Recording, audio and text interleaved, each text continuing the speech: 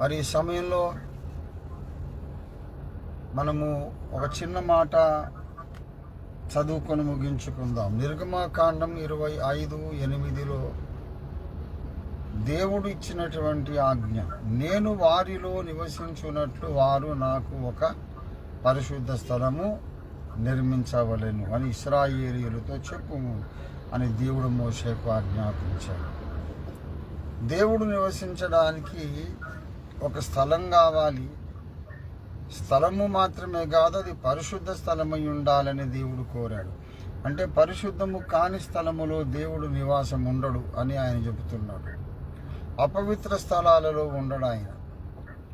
ఏమాత్రం అపవిత్రత అయినా అక్కడ ఉంటే అక్కడ దేవుడు ఉండడు. అపవిత్రత అనేది 3 రకాలు: శరీర సంబంధ అపవిత్రత, ఆత్మ సంబంధమైన అపవిత్రత, ఆ తర్వాత మరి మానసికమైనటువంటి అపవిత్రత. ఇవన్నీ కూడా మనము లోతుగా అధ్యయనం చేయాలి. ఏ రకమైన అపవిత్రత కూడా ఉండదు. వ్యభిచారము, త్రాగుడు, మద్యపానము, ఇవన్నీ కూడా మామూలుగా శారీరకమైనటువంటి అపవిత్రత.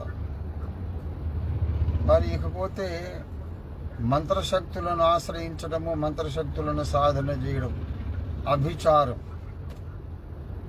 అది ఆత్మ సంబంధమైన అపవిత్రత. వ్యభిచారమైతే శారీరక అపవిత్రత, అభిచారమైతే ఆత్మ సంబంధ అపవిత్రత.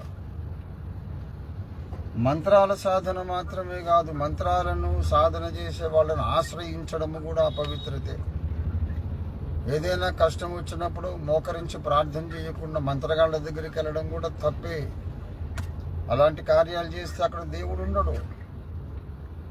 అంతేకాదు, ఈ మంత్రాల తంత్రాలను ఆశ్రయించడం మాత్రమే కాదు, బైబిల్కి విరుద్ధమైన అసత్య బోధ కూడా ఒక ఆత్మ సంబంధమైన కల్మషమే.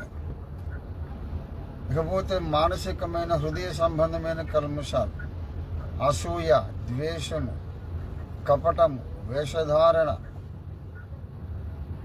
ఆత్మవంచన, మనస్సాక్షికి విరుద్ధంగా మనం పనులు చేయడం, ఇవన్నీ కూడా మానసికమైన ప్రాణ సంబంధమైన అపవిత్రతలు. ఇవన్నీ మనం కడుక్కోవాలి ప్రియులారా. గుడి కట్టేస్తే సరిపోదు, మనమే ఒక గుడి కావాలి. మనమే ఒక గుడిగా మారడానికి ఈ గుడి కట్టుకున్నాం. ఈ మందిరంలో మనం వచ్చేసి ఆరాధన చేసుకొని, వాక్య ధ్యానము చేసి, స్వపరీక్ష చేసుకొని, మన కల్మషాలన్నీ కడుక్కొని, ఏ విధమైన కల్మషం లేకుండా, శరీర కల్మషం కానీ, ఆత్మీయ కల్మషం కానీ, హృదయ సంబంధమైన మానసిక కల్మషం కానీ ఏది లేకుండా కడుక్కొని శుద్ధులమైతే అప్పుడు దేవుడు ఈ గుడిలో ఉండడమే కాదు, మనము కట్టిన గుడిలోనే కాదు, మనల్ని ఒక గుడిగా చేసుకొని మనలోనే ఆయన జీవనం చేస్తాడు.